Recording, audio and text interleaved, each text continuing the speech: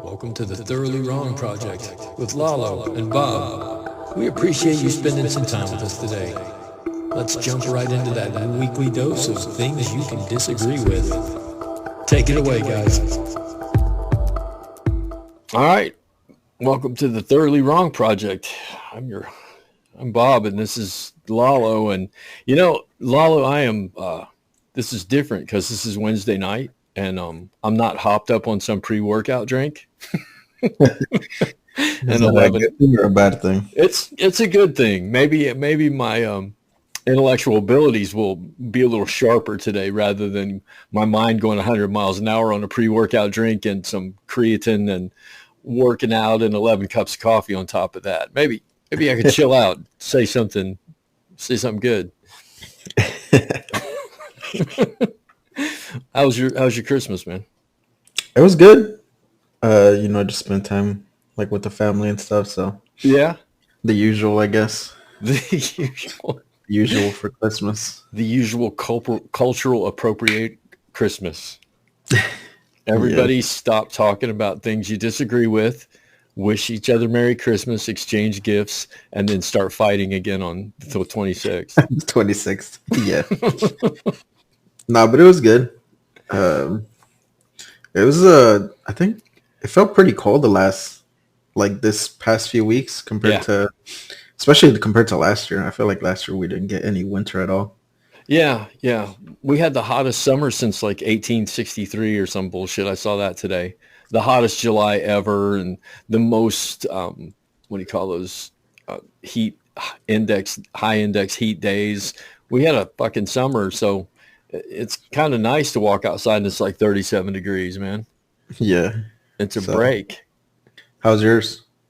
Good. I talked to my kids. I texted my dad. He texted me back, and that was about that. That seems, or you make it sound like that's like a rarity or something. It is. I text my dad on his birthday, which is December 8th, and Christmas and Father's Day. I text him. I'm like, Happy Father's Day, Happy Birthday, Merry Christmas. And he's always like, thank you, same to you. And that's it. He tells you thank you, same to you, even on his birthday? Yeah. Well, no. No. He doesn't text me on my birthday. So yeah, it's only one way. It's just that fucking, that whole thing where the stubborn old man, who will not say he's sorry. He will not apologize. He will not ever say he's wrong. He's just this stubborn old man. It's like, if you want to talk to me, I'll talk to you. If you don't want to talk to me, I'll call you an asshole. That's what he is. And I've come to accept that. So, okay. Yeah, it's not like the pile of bodies that I keep underneath the house has nothing to do with that.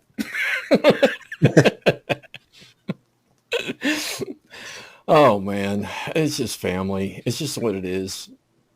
I stopped drinking again, and sobriety. I'm like almost 3 weeks in, I guess, and it's better than the last time. I think I'm done, dude. You think so? Yeah, it's like sobriety and breaking up with a significant other are the same thing. It's like rocking a Coke machine back and forth to get it to tip over. You don't just push it over. You got to get it rocking. So I quit, and then I went back, and then I quit, and then I went back, and now I've quit again in this section. And maybe we should, maybe I can do a podcast about it. We can do a podcast about at a future date. This time seems different. I've come to realize that alcohol and marijuana are not what I want in my life anymore. They weren't doing the same thing that they were doing for me when I was younger, which, they dull your mind down and you party a little bit, get drunk, haha. At my age, it just turns into you're just dulling your mind. And it kind of sucks. Yeah, you wake up feeling shitty every day. It fucked with me working out. I started gaining weight again. I started getting lethargic. I stopped reading. I stopped playing the guitar. And that's when I stopped playing the guitar. That's when I realized, okay, this is interfering with my life in ways that I don't want it to interfere with. So I quit. I think it's day 18 or 19. I got it on the wall there. It's 18, day 18. But this time, like I said, feels different. Once I got through the initial detox of the first 3 to 5, 7 days, Yeah. I feel good. And I don't feel like, hey, I need to go back and try to control it. I just need to get rid of it. And so this time I'm not calling it I'm sober. It's just I don't drink. That's all. I don't smoke pot. I don't drink. I don't have to make it this thing where it's like some sort of fucking religion. And you know what I mean?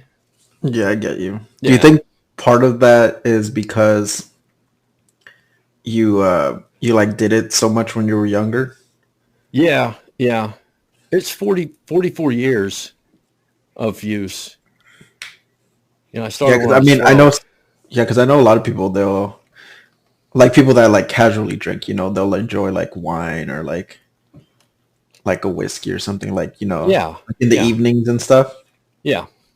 So do you think your body just kind of like is tired of it, like to the point where it's not like a source of like enjoyment, I guess. It's just more Yeah. annoying than anything. Yeah. Exactly. It's a habit that I like the taste of vodka. Uh, I like that initial 10 minutes, where it flows over everything, your body, and you relax and it feels good. And then after 10 minutes, it's just like, I don't want to feel this way. I want to feel like I'm plugged in, but I feel unplugged from everything. So, and you're right. When I was in my 20s, man, I was a raging fucking alcoholic and smoked pot. All from the time I got up in the morning till the time I went to bed at night was just stoned. And the hallucinogenic drugs that I took and the opiate use that I had for going on after my accident. I think you're right. It comes down to I just burnt myself out on substance abuse. Yeah, And burnt out. That's what I was looking for. yeah, luckily, I think I'm intelligent enough to realize that the addiction was hurting me. And I was strong enough to get out of it because I know a lot of people think, when I was on the road working with the homeless people, a lot of those fucking people will say, yeah, I'm an addict and I can't stop. Well, you have to have the power to say, all right, I'm an addict and it's destroyed my life. And luckily for me, it didn't take away my house and my car and my job. I never missed a day of work because of it. I never, called off work being hungover. I didn't do any of that. I went to work hungover really a lot of times. Yeah. Did a few podcasts hungover. And I think for a lot of people, that's like you said, talking to like a lot of like homeless people and stuff. It's that they say it's like ruined their lives, and it's they can't stop. Right. And I think for a lot of people, you don't necessarily need to have that like ability to quit, whether cold turkey or like slowly. Right. I think it's what you need before that is like the desire to quit to the point where you're gonna be able to accept like help to actually quit. Yeah. Because It's I hard. think, yeah, I think for a lot of people that are like super deep into it, it's gonna take a lot more than just like themselves to quit the habit. But they have to be willing to kind of accept the help and go through the trials and tribulations of what it takes to Yeah. quit. It's not pleasant. I mean, coming off of detoxing is dope sick, Lalo. I mean, it doesn't matter if it's alcohol, marijuana, opioids, meth. It doesn't matter what the fuck it is. Dope sick. And there are different levels of it. Yeah. But coming off this time was, I did it during the Christmas break. I came off of it during Christmas break. So I would have those days. Because like I said, the first 5 days, there's no sleep, there's throwing up, you can't focus, you feel like bugs are crawling on you, you wander around not knowing what the fuck to do because you're not getting high anymore. So you got to fill that, you feel like you have to fill that time when you really don't. You can just relax and watch TV, but I've relaxed and watched TV so long with a joint or a pipe in my hand and a drink on the table that relaxing is now a part, or alcohol and drugs are a part of my relaxing. So when you take that out, you're just stuck with a halfway point of like, well, here I am, but I can't concentrate on the television because I'm not fucked up. So it's a really, really vicious thing that you have to wade through for a few days. And my sleeping habits I'm still having vivid fucking nightmares that I woke up from last night. And my first thought was, oh my God, thank God that was a fucking nightmare. I mean, because it felt so real. Yeah. So this is a process that I understand is really hard, and some people are strong enough to do it and others are not, and we can't judge the people that can't, and we can't judge them because they need a 12-step program, or they need a Christ-centered sobriety program, or they need, something to help them get through it.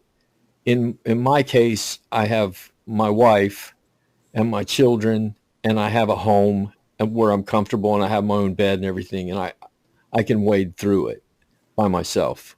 I've done it before. I got off a hardcore opiate thing the same way, but that took a little longer. That took a few weeks. But now the habit's gone. I'm not even fighting with, I want to go have a drink or I want to get high. I'm just glad it's gone. And this is the first time in my life that I'm like, fucking finally, that desire is out of my mind. It's a good thing. Yeah, that's good, because I feel like a lot of people don't ever get to that point, Yeah. And they kind of just like succumb to everything. Well, it took me 3 years and at least 5 attempts to do it, and the last one was 100 and some days, and I thought I had done it, and so I thought, I've enjoyed it for so long in all my life, I'm going to go back and I'm going to control it. No, it wasn't too long before I was right back to where I was to beginning, before. So you just, when you're an addict, there is no way to control it. You're either on it or you're off of it, and I'm off of it. So maybe we can have some better podcasts because I'm not sitting here thinking, I'm trying to think of a word. I feel like that's my brain all the time, and I don't even like drink or smoke or anything like that. So, well, I had this cool thing what happened was, while I was detoxing, I started looking at the history of the political system, the one that you had talked about, the rising of the socialists and the Marxism and all that. And I started to reread all my Marx stuff. And it led me to this video, a really interesting video from Dr. Martin Luther King in 1967 at a church in Atlanta, at the Ebeneezer Church. Have you ever heard of this interview? no. Yeah, I hadn't either, and not a lot of people have. This interview is like so powerful that it's more powerful than this "I Have a Dream" speech. It just blows you away, and I'll put it in the credits so everyone can go see it, go listen to it. I think it's 27 minutes long, but I got this idea, and that video led me to some other books and some other research. And dude, I think that what we've been talking about over the past however long we've been doing this podcast, of this liberals versus conservatives, Democrats versus Republicans, I think that the liberals sold out and actually hurt themselves more than any conservative attack on them. And what we've come to today is this it looks like the conservatives did it to the liberals, or the Republicans did it to the Democrats, or however you want to face it. But I think that the left sold out the average man. I really do. And if you give me about a few minutes, you got a piece of paper? I have my notes app. All right. If you hear anything in the next 10 minutes, let me lay this out so we can talk about it. All right. Just give me a second. So we'll lay this out on the table so we can look at this buffet. And if you hear anything really bad, write it down or even interrupt me. But let's look back. Let's start back in 1950. And you and I have talked about this a lot. Back in the day, the Democratic Party was a party of the working class, right? Yes. Yeah. My grandfather, man, voted straight ticket Democrat. He believed that the Democratic ideal was work hard, buy a house, get a car, have a family, become successful. And he was an icon of that time because he dropped out of 6th grade. And by the time the 70s had come around, 80s, he was a millionaire because he worked hard, stayed at a job, invested in, did what he was supposed to do, did what he was told by the party to do in order to succeed, and he did it. So the Democrats were this party of the working class, and their elected officials did what they were supposed to, and the party focused on class issues, and that was the strength of the party. Now in the 60s happened, a subtle transition away from class came. The liberals or the Democrats began to go back for civil rights and women's rights. And before I go too far here, I want to say these are important fights. These are hugely important fights. Women's rights, gay rights, civil rights, all these things that were happening in the 60s and 70s were great. And we were winning. I mean, the Democrats were kicking its ass, Kennedy and all this stuff was happening, and it was coming along. And 67, that interview with Martin Luther King came to be at the Ebeneezer Church in Atlanta. It was on NBC. It was aired live. And he said that he talked about the civil rights movement, but he said there's a new phase coming for genuine equality. And this is not what a lot of people know about that he talked about. It was 11 months before they killed him. He was talking about he wanted to bring economic disparity to an end. The South had won the civil rights movement more or less. The drinking fountains were open, the buses were open, the counters were open. And now the civil rights movement had begun to move out away from that into, okay, now in the North we have these ghettos and schools, and we have to bring people out of this economic disparity. And the cool thing that he said, the coolest thing, there's a quote in it, he said, it's cruel to tell a bootless man to tell him to pull himself up by his bootstraps. Yeah, that's pretty. There's profound economic quality. It was glaring. And, it's 50 some odd years later, it's still the same, right? I mean, still the same. Still the same schools, still the same black neighborhoods. The people of color are still at odds with the economic system. So in essence, what he was saying is the granting of civil rights didn't cost anything. The real cost, the next phase, is the real fight, because it's going to take billions of dollars to fix this. So that happened, and then in the 1970s, they killed him. And in the 1970s, there was a subtle switch of the Liberal Party, the Democrats, from the economic left and protecting the working man and by man, I mean family. And they switched over to this cultural left with a focus on women's rights, the rise of gay rights. And early in 1970, the left had some victories, right? I mean, civil rights, women's rights, gay rights was rising. Everything was beginning to look like disparity was getting ready to end. And what happened was then Nixon fucked up. And so the Democrats took power in the White House. And then something really bad happened in 76. Jimmy Carter took the helm, and then we had the gas crisis. We had an economic crisis, and he was the most ineffective president of my time. And I'm not saying Jimmy Carter was a bad person. I'm saying Jimmy Carter was an ineffective president. He was a stellar human being, but as far as president, nothing. And yeah, man. I mean, he failed. He fucked up that around hostage crisis, and the Americans under an economic crunch. They turned back to the Republicans. It was like that natural sway back and forth. Yeah, that happens all the time. Yeah, Nixon, and then Ford, who took the helm. Ford was nothing. Carter fucked up. Back to Reagan. So in 1980, the switch was completed in the rise of, and I hate to use this fucking word, neoliberalism. But it's true, because Thatcher was in UK and Reagan was in the United States, and both were very successful. America and the UK are suddenly booming. So we've got the conservative right is now in charge.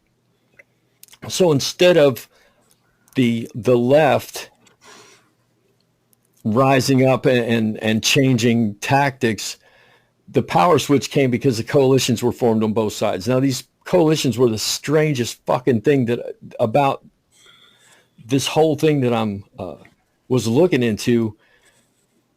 You got Reagan, who got this powerful coalition of actors that at first glance it seems a little twisted, because he pulled in these disillusioned evangelicals who they had lost their faith in Carter. So he sucked those people in, and then the far right nationalists. So we got the far right nationalists, the evangelicals, and the laissez-faire conservatives, who aren't really conservatives at all. They want to let things take their course. And of course that kind of thinking created that boom in the 80s and the 90s. On the other hand, the liberals, instead of rising up and trying to figure out what had gone wrong, here's where things are going to get fucked up. And I know I'm going to get pushback on when I say things like this, because of the way our minds are today. But on the other side, there's the middle left, which I think you and I are. You consider yourself a middle left person, right? Depends what things you consider to be middle left. Well, you still believe business, and you still believe in fair markets, and you believe in things like that. And you believe that if you work, you should get paid, and people should be taken care of when they're hurt, and everybody should have a fair chance, things like that. That's a middle left person. That's the way I feel. That's the way I feel about it. But see, in a booming economy, buddy, nobody wants to listen to that bullshit. Nobody.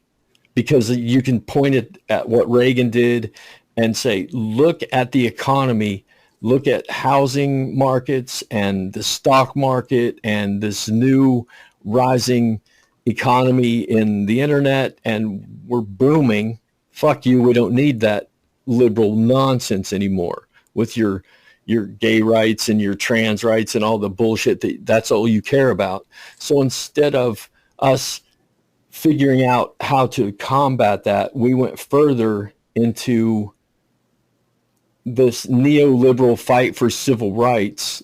But the problem is it morphed into this thing where we began to look at, we're fighting for the fringe elements now. We're fighting over bathrooms and animal rights and the birth of the LGBTQ, movement, which I'm not saying aren't important, but I'm saying in the face, when you've turned to embrace that culture while the economy is fucking booming, that power over on that side in a capitalist economy is going to write you off. It's like they're fighting about who should make a cake for a gay couple. We're over here talking about the free market system. So while the neoliberals are fighting for civil rights and fighting for these fringe movements, and all these issues are starting to rise up, we're starting to look stupid. And that's happening in the 90s, the early 2000s. So use it. And the thing is, dude, they use the same fucking we're using the same construct that we used for these powerful movements in civil rights and women's rights and gay rights, the same language, the same Marxist, the same Foucault. We're using all the same things, but we're applying it to these fringe elements that are not important to the powerful capitalists that control our society. So they still have the middle, they still have the far right, they have the evangelicals on their side, and you're starting, when all this starts to come together, you start to say, okay, this is where billionaires are going to come in and say, I'm going to run for president. And this is where the far right is going to rise up. So the thing is, the natural enemy of the far right, or I'll say the natural enemy was these fringe people against the blacks, you're talking about the Klan. That's a natural enemy. But what has happened, and we've got this culture creep now that the natural enemy is no longer the Klan, and white supremacy has been redefined as, if your company has the top 3 people are white, that's white supremacy. So we've got all this, we're fighting these battles that are not important, dude. And I don't mean they're not important on the everybody needs civil rights, animal rights, gay rights, LGBTQ. Everybody needs a cake for their fucking wedding. But the thing is, in the cultural war that we're fighting, we're being laughed at. We're being written off and looked at as idiots, because while the largest wealth transfer in the history of the human beings is happening right under our nose, we're worried about what fucking bathroom we can use. And that's where the left lost it. Now, one last thing here. I want to go back to that message that Martin Luther King was talking about. He was just starting to advocate this message when they killed him about economic equality. And there was this gay rights advocate named Peter Tatchell who rose up, and he said that the establishment, or those in power, will ultimately yield on civil rights issues because it doesn't affect the nucleus of their power, which is economic and financial. But if you start to approach that nucleus, they'll resist it. In other words, we'll give you your fucking buses, your drinking fountains, your gay rights cakes. We'll give you your bathrooms, but do not think that you will ever be economically equal to us, because we'll push back on it. So in a nutshell, what I'm saying is the left went off and forgot about who they were fighting for, began to fight for fringe elements of those movements, civil rights movements, and now we're lost over here while billionaires and everybody, while we were fighting this war, the people that counted on us are drowning. The middle class is fucking drowning, and they don't understand. And that's why they're so fucking angry. And they think that they're angry at the gay people, and they think they're angry at the trans people, and they think that they're angry at whoever. But what they need to fucking be angry at is, dude, they've been abandoned. There is no fucking political party for the average common man anymore. It's gone.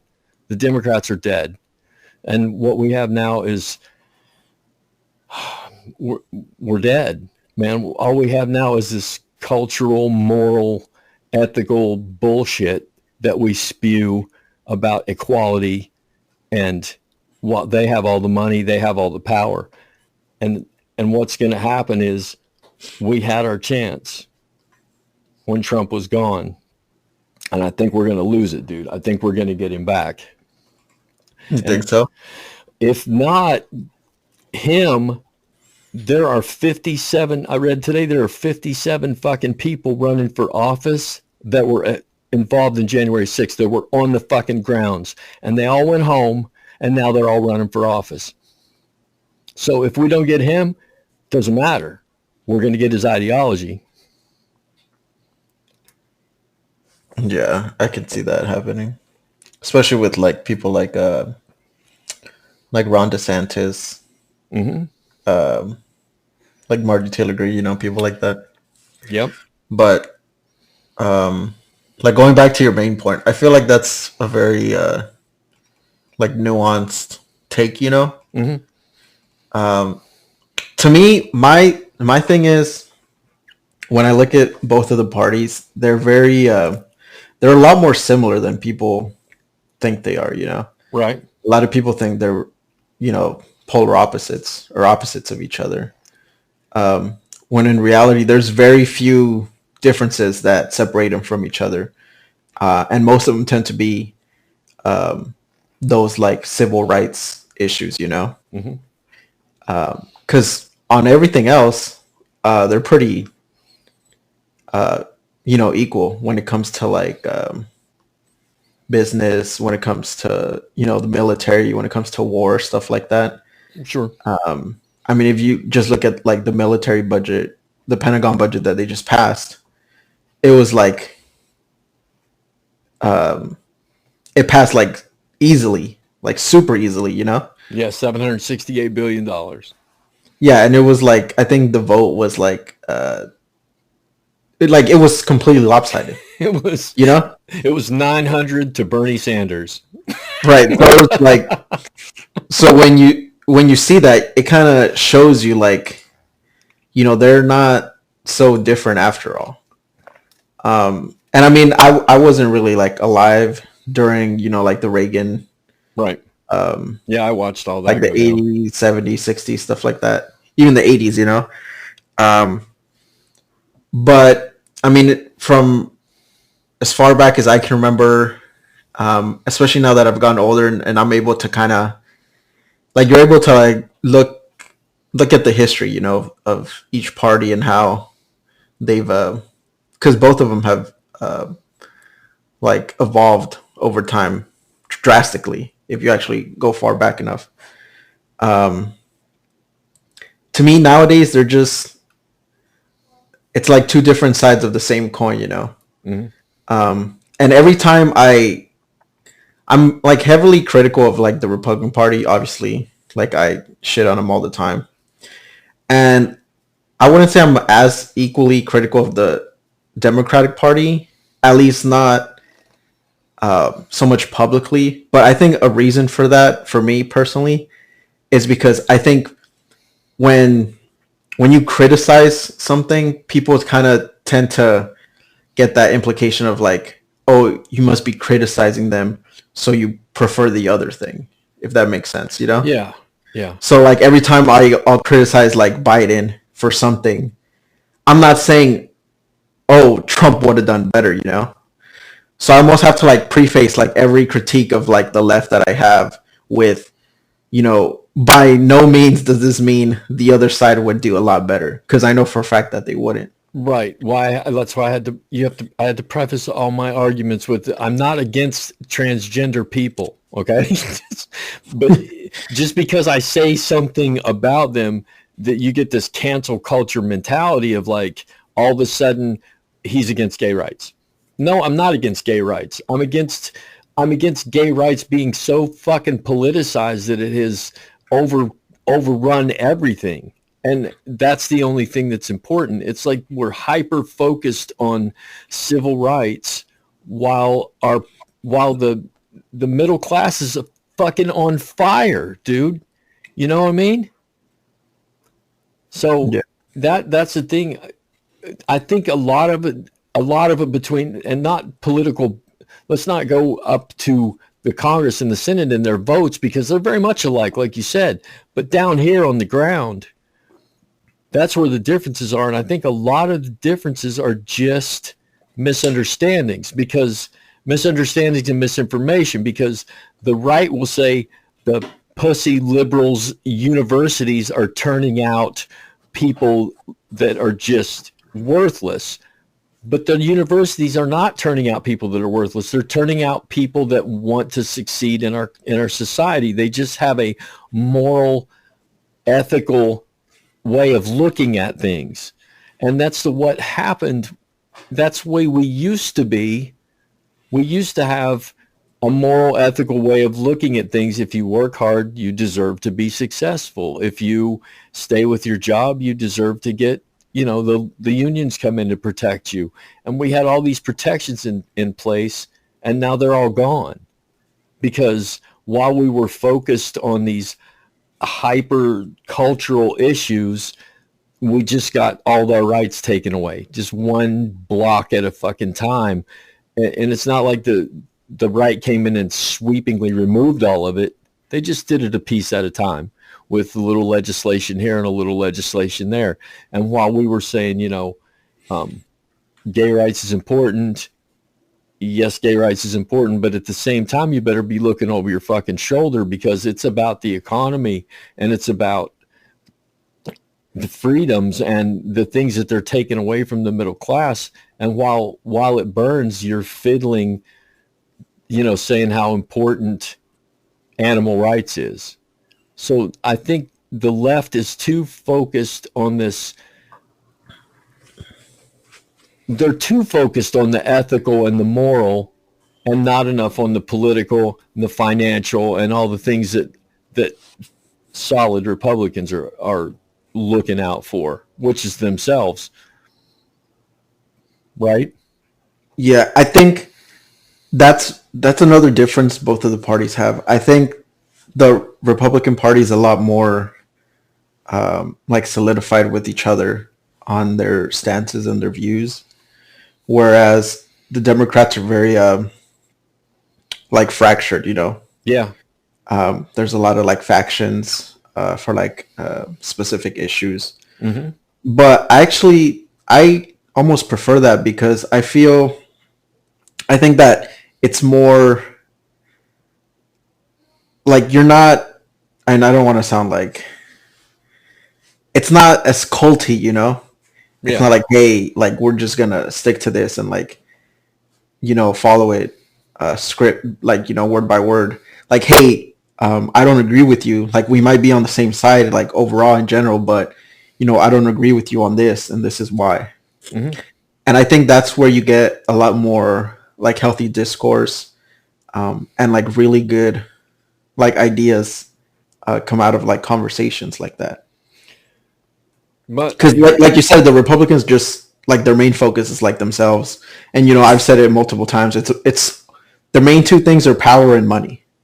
Yeah. And even kind of tethering that back to your main point, the power and money could be tied to all the civil rights stuff, and hey, segregation and this and that. And then the money, is obviously tied to their economic power. Right. And like you said, they might be able to give way on the power aspect of it, but when it comes to the money part, that's really the number one thing, for them. We'll give you your civil rights, but you're not going to touch our economic status. That's the way it is. And I don't think the left is I think there's almost two whole different Democratic parties. There's the Washington Democrats, and then there's people on the ground, regular citizen Democrats, Yeah. I think they're similar, but they're also very different. I think Washington Democrats are just pretty much in line with Republicans for the most part. Yeah. Whereas the Democrats, you and me, or just your regular people, and then obviously the few government exemptions like Birdie and AOC and stuff like that.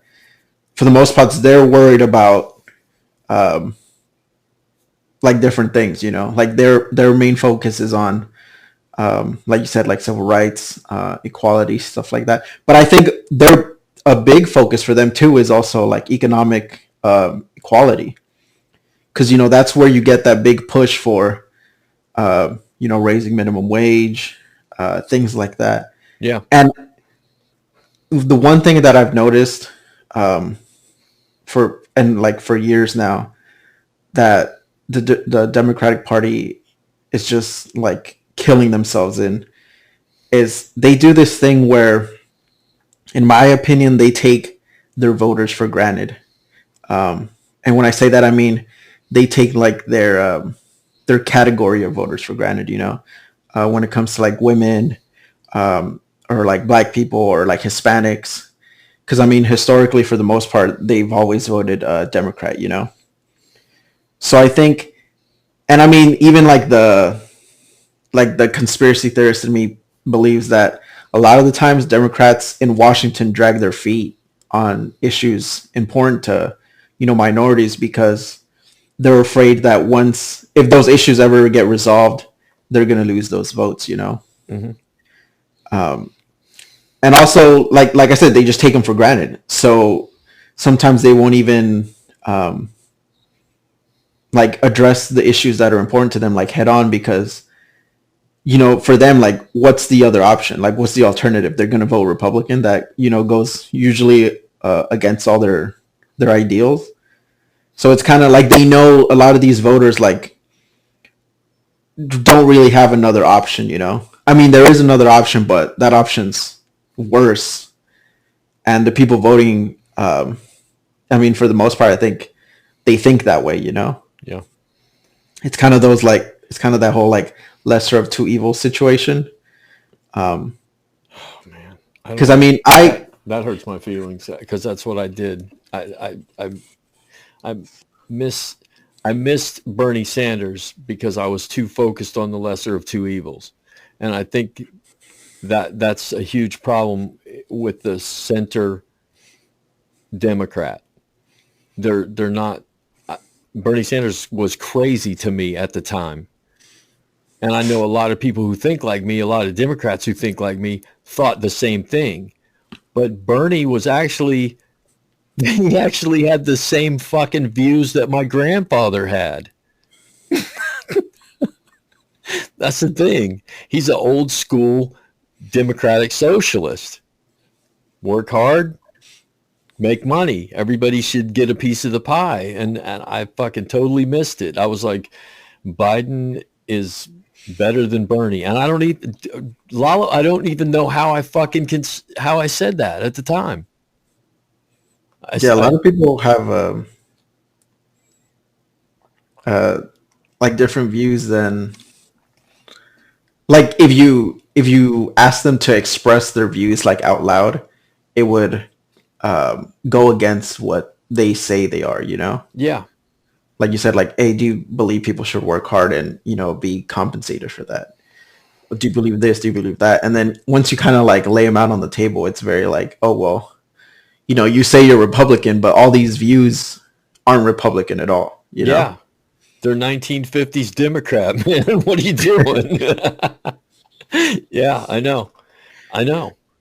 But if you call them out on it, and I'm guilty, if you called me out on it, I would say, no, it's a lot more complicated than that, when it isn't.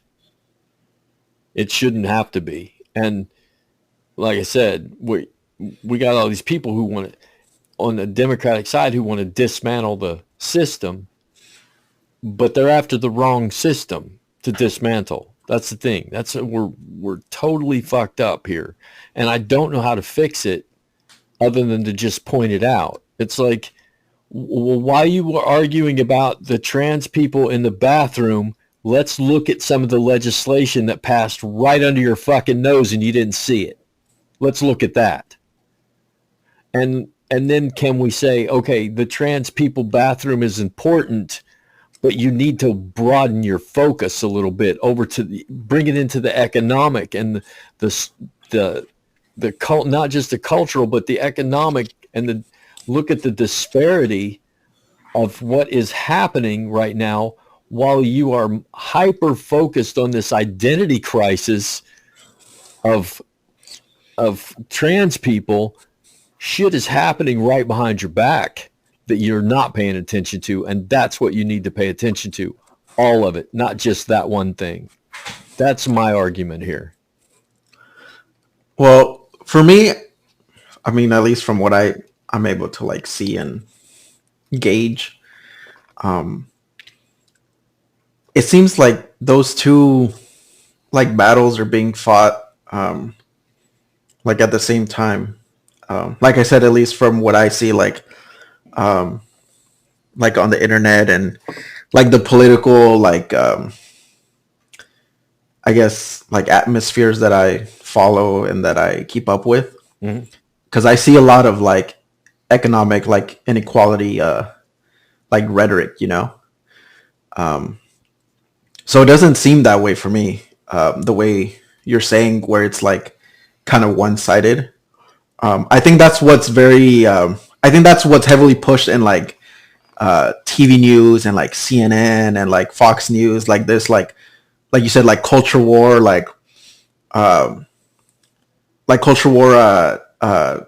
you know, scenario. Yeah. But I think that's, like I said, it's almost like it's two different things, you know, like the whole, you know, mainstream media.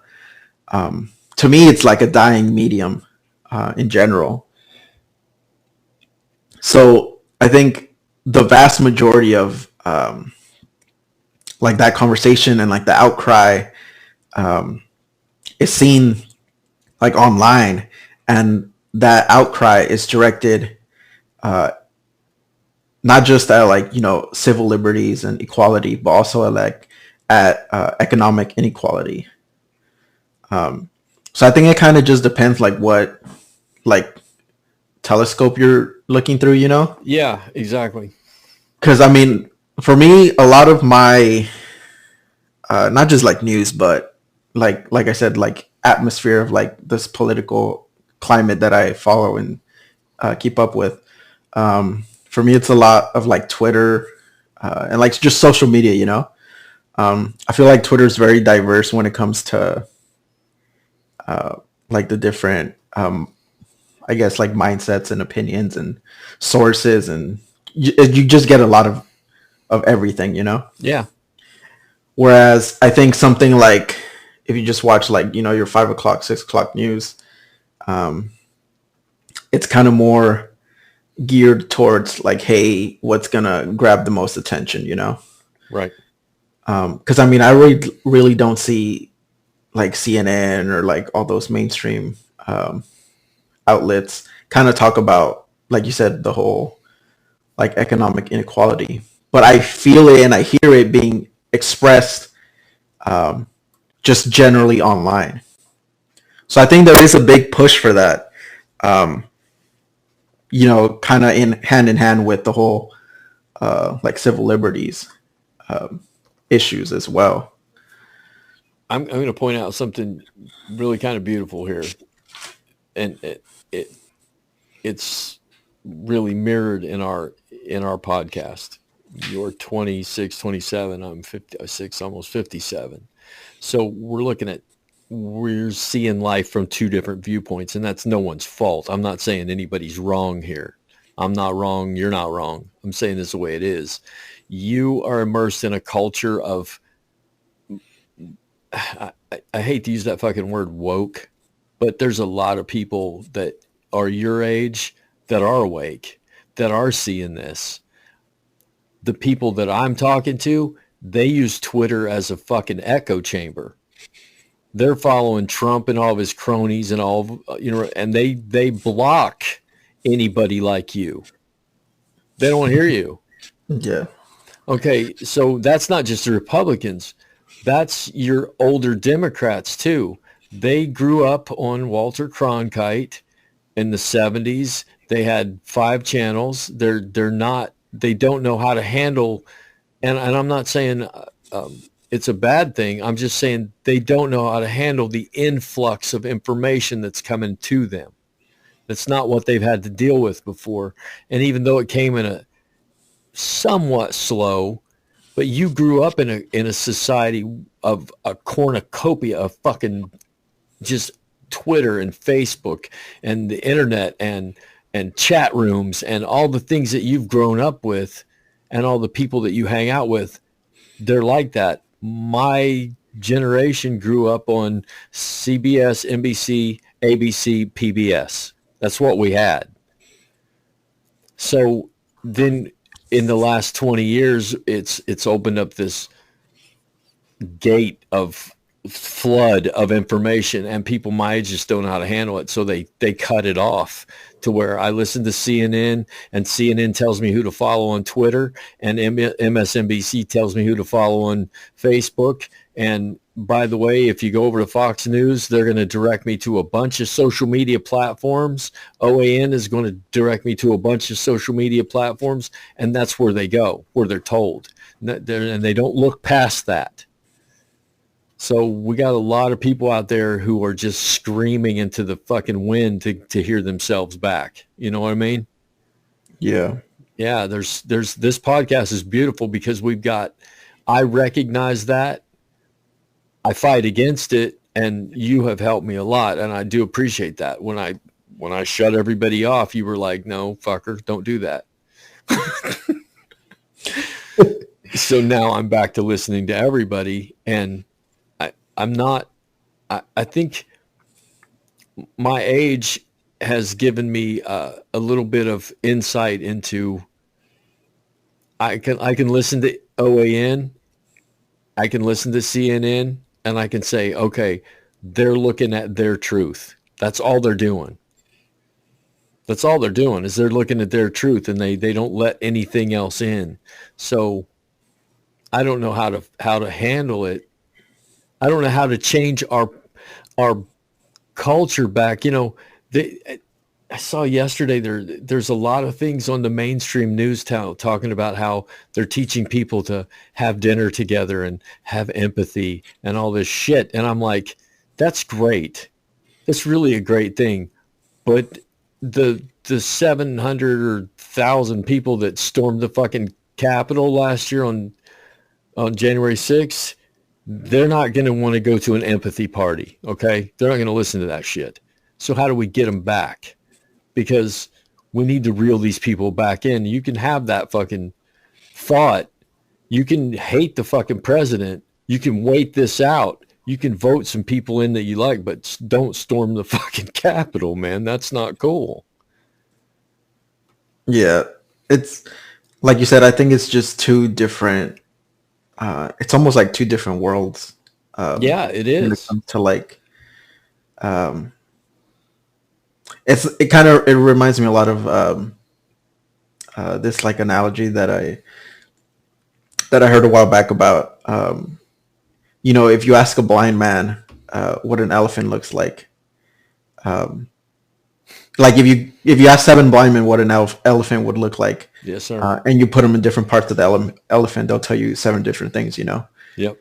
So I think that has a big role in how you interpret, I guess, like what not only what's important like in the world, but what seems like is being portrayed as being important in the world. Mm-hmm. Kind of where you get your news from, and not only where you get it from, but what is that news source saying? If all you hear on the news is like, hey, they're trying to take your guns and turn your kids gay in school, like you think there's fucking crazy ass shit going on, because that's the way that's the narrative they're creating. Right. And that's why I'm always very, like, I always like cross check like every piece of like news information that I see or that I read. I tend to like cross check it with various sources, because regardless of the source, they're biased in some way, whether it be like Fox News or CNN or like NPR, like there's a bias one way or the other. So it's kind of important to look at all these sources and so you could kind of paint the whole picture, to see what you think is actually going on. Mm-hmm. I had a family member, dude. It's funny you should mention that. It's a Hindu proverb. I had a family member who was railed against me for a year. He said, he sends me all kinds of shit about, he sends me this. this is what started. He sent me here's Dr. Fauci admitting that the vaccine could hurt you. And it was a 28-second clip. And I went, like you said, I went and checked it out. I was like, oh, this is from a 46-minute interview. And he took 28 seconds out of it and twisted it around. And Dr. Fauci's saying the vaccine's bad. So what I did was I said, listen, man, if you and I were having a conversation about racism for an hour and a half, and you could go in and pick and choose 15 seconds of that conversation, you could prove I was a racist easily by taking just something I said out of context, because I said something and then you didn't let it run to where I explained myself, or you didn't let me introduce it. You just took the comment that I said and said, aha, he's a racist. And I used that exact analogy that you said. There's the guy on the elephant's tail said the elephant's like a rope. The guy on the elephant's leg says the elephant's like a pillar. The elephant's like a building. You know, and all these things that these blind people are looking at. I said, dude, we need to step back and look at the entire picture, okay? And the elephant is like those things. And that's, Lalo, that's where I said, these people are experiencing their own fucking truth, because yes, the elephant is like a pillar if you have a hold of its leg. Yes, the elephant's all these things. But if you step back and you see the whole picture, and you know what? This guy, he said, sometimes you make sense, man. Yeah, I didn't turn him. He still believes that, you know, Biden's evil and Trump could save the world and all that shit. But I made him stop and think, step back out of your fucking narrative and look at everybody's narrative that describes the same situation. And you're going to see a lot of truth coming in from each side. Nobody out there except the, you know, your tinfoil hat wearing motherfuckers. I mean, okay, some of those people are like, oh, Biden's being talked to by aliens. Okay, there's no truth in that. But when you remove the fringe and you look at, you know, my dad and a Mexican culture and the way the black culture and the way the Chinese culture looks at it, and Asian Americans, and all these people have an idea about what's going on. They're all looking at it just through their telescope, like you said at the beginning here. And all they can see is that one part. And if we could all just fucking step back and say, you know what? Hillbilly over here's got a fucking point. And the hillbilly needs to say, you know what? I don't think they want my fucking guns. That's not true. But we got to get far enough back, and we got to be wise enough. We have to be open enough to admit, I don't have the whole picture. I may not be wrong. I may not be wrong at all. But if I had more information, it may change my truth and soften it a little bit to where, okay, they do want gun control, but they don't mean they're going to take my guns. They do want to defund the police, but that doesn't mean they want to take police off the streets. That means a completely different thing than what Fox News is telling me. So if we had all the information, maybe we could make better decisions. And maybe that's the answer, Lalo. Maybe we just need to not denounce people so much as to say, hey, can we step back from the situation and just look at the whole cake? Let's not just look at the elephant's toe. Let's step back and look at the whole fucking thing. And yeah, you're right. And yeah, I'm right. Can we agree on that? That might work. I might take the violence out of it. I think for, you know, that idea of like taking a step back and like kind of, you know, pausing for a second and just like opening your mind to other ideas. Yeah. I think like that ability and that like choice to make, it's very like rooted in like critical thinking and, you know, things like that. And I think that's why, and I mean, you've heard me say before that I think education's one of like the most important things we have to work on and work on improving and fixing, because without those skills of and I don't even mean like, oh, everybody needs to go to college, but just like the way uh, our our teaching is done like nowadays, and just the way our schooling systems are run and handled. I don't think it gives a lot of people, especially in certain parts of the country, like those skills, to kind of, stop themselves and be like, hey, let me think about this. Like, does this make sense? What I'm reading here, like, what they're saying, like, is this some sort of like fallacy? Are they trying to point the finger at something else? I don't think with the proper education, you're able to really do those things, Right. So I think it's really hard to kind of. I mean, it's a lot easier to say, like, hey, let's take a step back and, you know, open our minds and, think about this. Like, does that make sense? Does this make sense? It's one of those things that's like a lot easier said than done. Yeah, I agree. And for a lot of people, I don't think it's gonna be able to get done, at all. It's kind of, for me, a lot of issues are they're kind of being kicked down the road for like future generations to solve, and to kind of tackle. So I've kind of come to that like realization that for a lot of things, it's not going to happen like overnight or like within, 5 years. I agree. I think a lot of people kind of have to, I guess, like age out of the system, if that makes, without sounding too like morbid, I guess.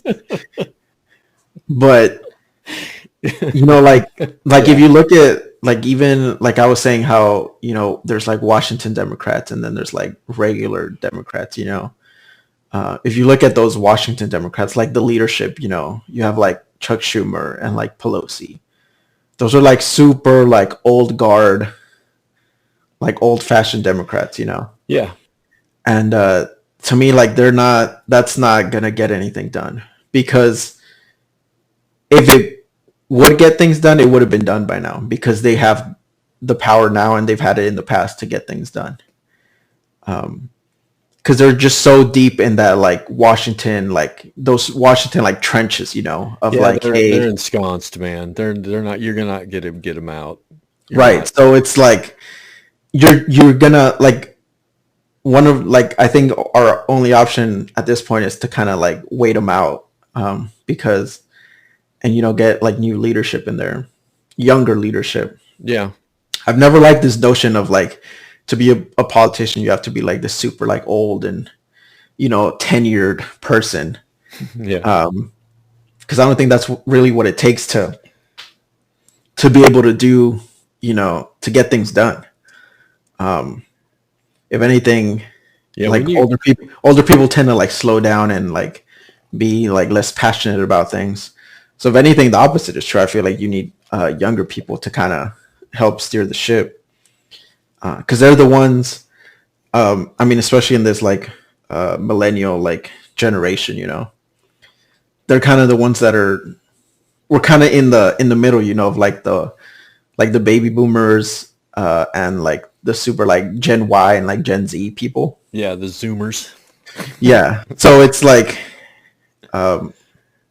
it's kind of up to that generation to like kind of get the ball rolling, and show like the younger generations to come, like, hey, like it doesn't have to be like this. Because I think there's a level of like people being fed up with government and just how like slow, like how slow moving it is, when it doesn't have to be. Like there's certain aspects that make it slow by design, and Right. sometimes that's a good thing. But there's a lot of things that are being dragged down by unnecessary, just people, people like Joe Manchin and stuff like that. And McConnell. Even, yeah, like even, one of my big things that I always criticize like Biden on is like his whole his college student loans thing, like that was one of his main like issues, or main like platform driving campaign promises, Yeah. like, hey, as soon as I get in, 50 grand like off the top, or at least 10 grand off the top, we'll get rid of it. And that's something like it tells me a lot when there's things that can be done through executive action, like on your own. You don't need a bill, you don't need anything, Yep. and then you choose not to do them. To me, that tells me a lot about, that person. When you have the ability and the power to do something, whether you choose or not to do it, kind of tells me a lot, especially when it comes to like the president.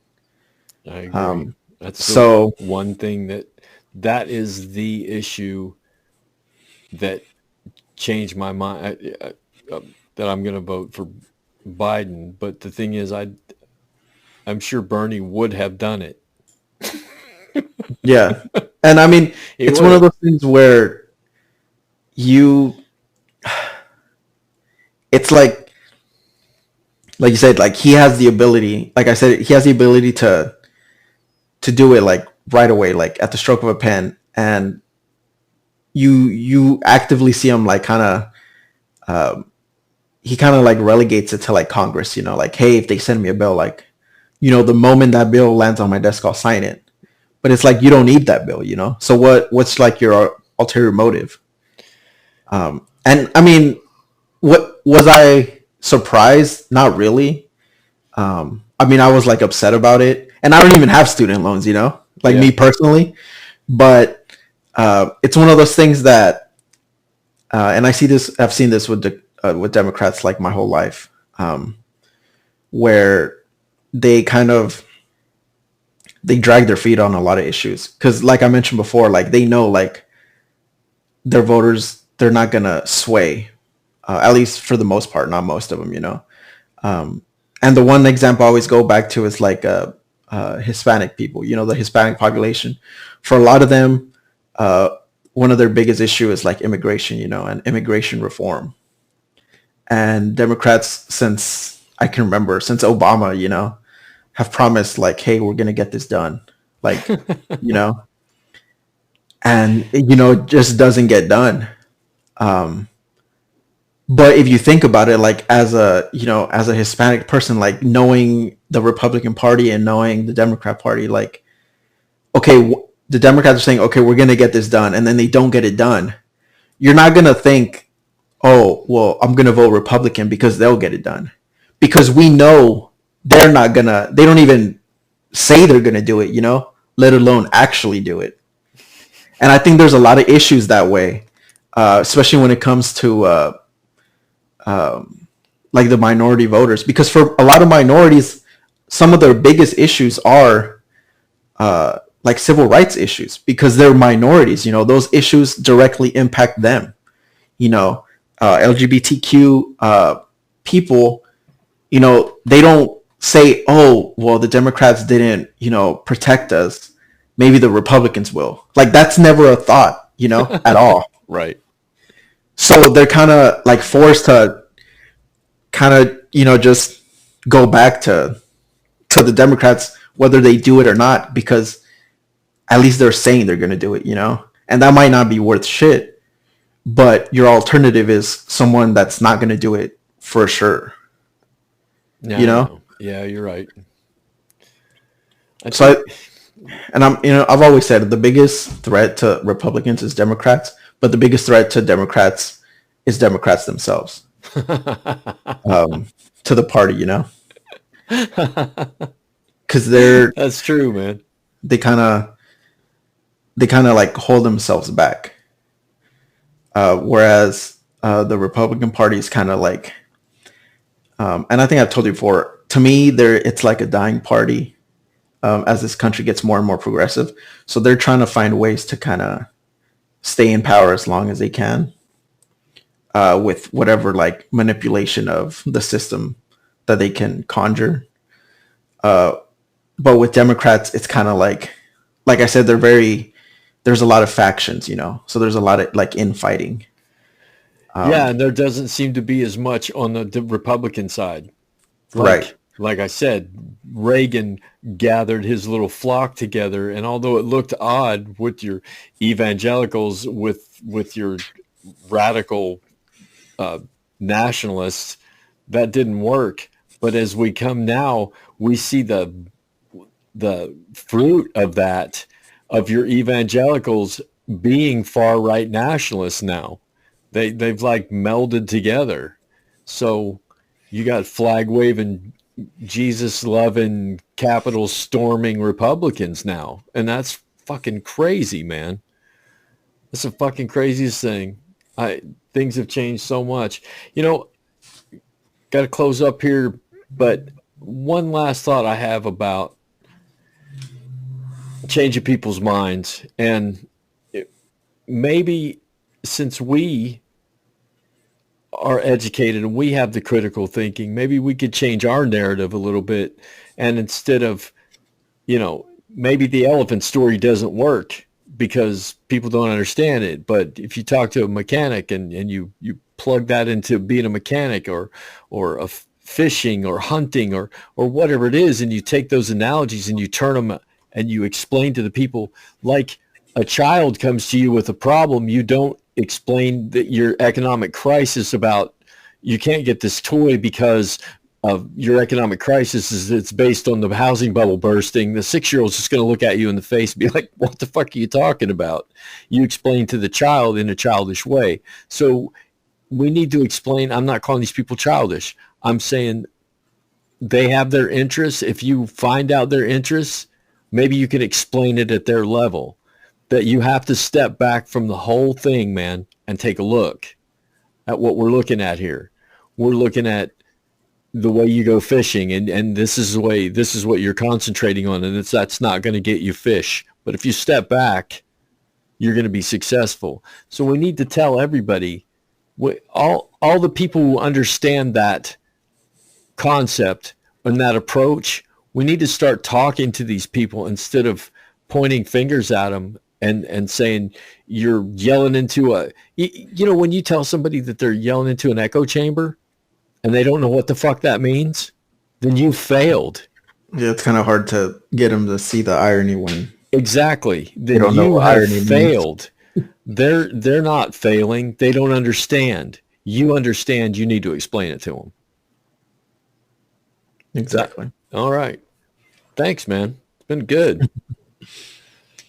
It's been good. It's been a good one. Lots of information there. I'll turn that that Martin Luther King interview NBC on. I'll put that in the yeah. I have read about him and like his that like economic equality was like a big thing for him. I'm pretty sure he was like socialist. Pretty sure. So, but he believed that I'm not surprised. It was a step. We had to get this step in order to get to that step, is what he was talking about. Yeah, and I mean it makes sense if you really think about it, because there's really no point in being like a super rich, like black man if you can't even like go to the restroom or like you can't, go to the same hotel. Yeah, that thing he said about telling a bootless man to pull himself up by his bootstraps is kind of cruel. And I was like, fuck, that's true, man. That's true. Oh, man. All right, dude. Ahead of his time. Well, it's Wednesday. So, will I see you Sunday, or are you going to? No, yeah, Sundays. Now that we're past like the holidays, all right, cool. To be back on schedule. I'll see you next time, dude. I don't have an idea what we're going to talk about. Maybe we'll talk about how I fell off the wagon and I'm all fucked up again. I don't know. Hopefully not. I don't think so. So everybody within the sound of my voice who understands the concept of explaining things on the other person's level, stop fucking blaming people and start explaining it at their level, and let's stop this fucking violence. It's driving me crazy, dude. I'm like a Buddhist. It hurts my feelings. So this has been a good night. Thanks. I appreciate you, man. No problem, man. Appreciate you too. Hey, all right. I'm old. You're young. We appreciate each other. Fucking the world needs to sit up and take notice of that. This has been Bob. And Lalo. Oh, God damn it. That was too long. You could stitch that gap. No. Fuck you. I'm going to just put it in there and everybody sees you weren't paying attention. I'll see you next time, dude. Later. Later. You have now experienced the Thoroughly Wrong Project with your podcast hosts, Lalo and Bob. We can now be found on Pandora Radio, Apple Podcasts, Podium Podcast, or by searching The Thoroughly Wrong Project to locate our YouTube channel. You can contact us directly by email at thoroughly-wrong@gmail.com or just leave a comment on any of our platforms. Until next time, thanks for spending your valuable time with us, and remember, always speak up and never be afraid to be thoroughly wrong.